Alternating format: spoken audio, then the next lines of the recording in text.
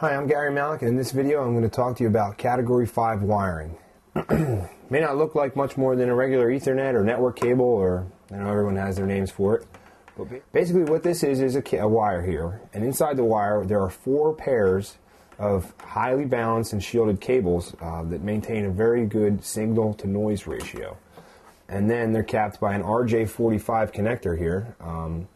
And then they plug into your, your network cable card in the back of your computer, and then to your cable modem or router, and it carries data very fastly. It's the standard cable for 100 megabyte per second networks. It's been used since the mid-90s. It's been the standard.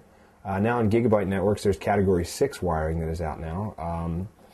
But basically, this is what's running through the walls of all the offices you see, and it's everywhere, and it's been around for some time. So, Category 5 wiring, twisted pairs of wire, runs your network, fast speeds. That's about all there is to know.